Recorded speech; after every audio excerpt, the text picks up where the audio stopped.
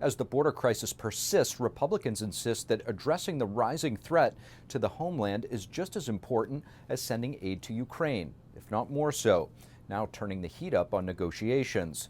And President Biden expressing openness to compromise, but just how far is he willing to go? NTD's Melina Wisecup reports from Capitol Hill.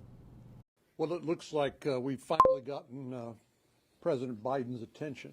Republicans making their point on Wednesday, tanking a supplemental package with aid to Israel and Ukraine, insisting that Democrats compromise on border security in order to get funding for Ukraine that's now running dry. This is something that they're going to pretend like they're voting for Ukraine when they're voting for the border. President Biden, like Senate Leader Chuck Schumer, is pinning blame on Republicans for not yet finding a common ground solution, while the president still leaves the door open to compromising further.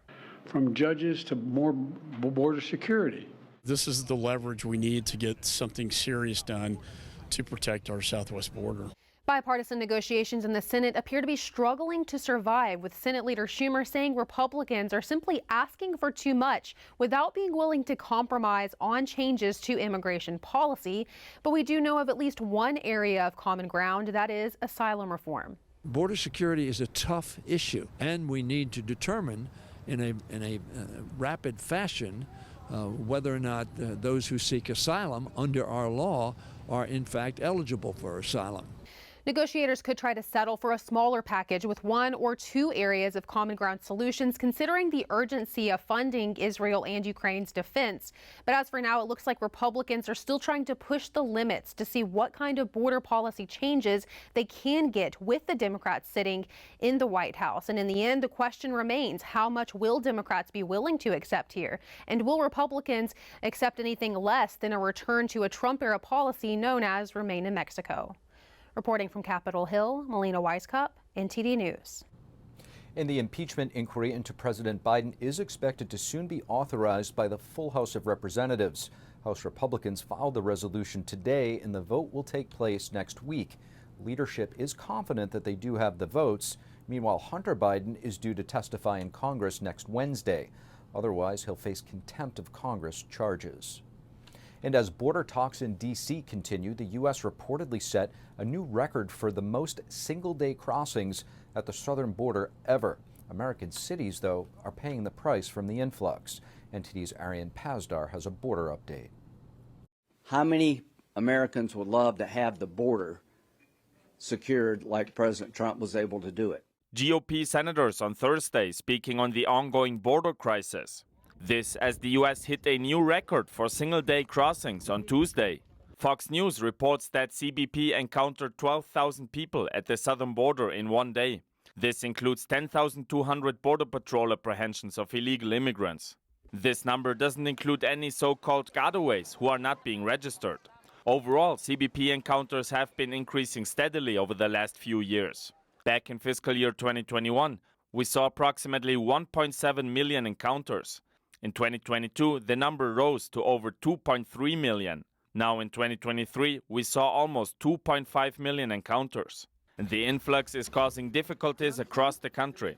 On Thursday, New York Representative Nicole Maliotakis told NTD how illegal immigration is affecting the Big Apple. The unsustainable crisis in New York with migrants is going to bankrupt the city. And we're cutting services, police officers, 15% cut across the board, hiring freeze. I mean, this is really dangerous what's happening. It's destructive to this country.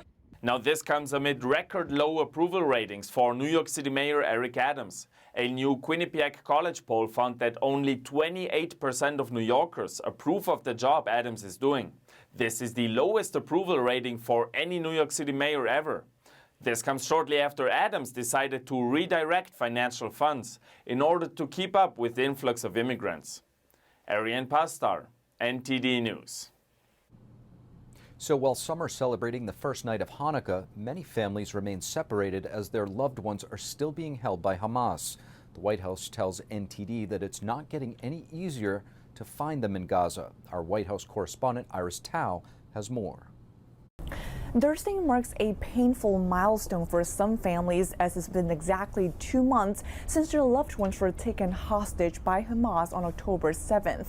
The White House today vowing to get the remaining hostages out from what it calls under the jackboot of Hamas terrorists, while also telling NTD that search efforts remain difficult. Has it become more difficult or less difficult after the temporary ceasefire? It's always been difficult. We don't believe Hamas holds all of them. We don't believe they're all being held in one group, and it's entirely likely that they're being moved around.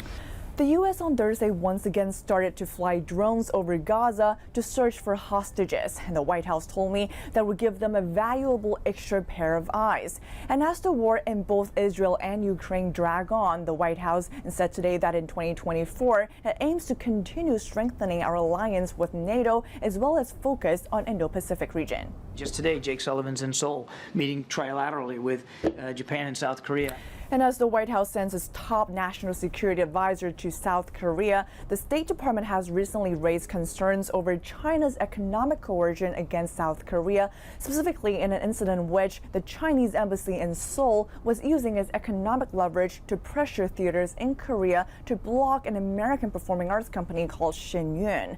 The White House telling me today that China's economic coercion will likely come up in this week's talks. During upcoming talks with counterparts there, is China's economic coercion part of the discussion, and how concerns administration about that? I don't know of too many conversations that we've had with our Korean and Japanese counterparts where in some form or fashion China's economic bullying practices don't come up. So it wouldn't surprise me. And John Kirby told me that the meetings will be focused on boosting U.S. cooperation with both Japan and South Korea, especially in security and defense. Back to you. Thank you for watching the Capitol Report. If you want to see our full broadcast, check us out at epochtv.com.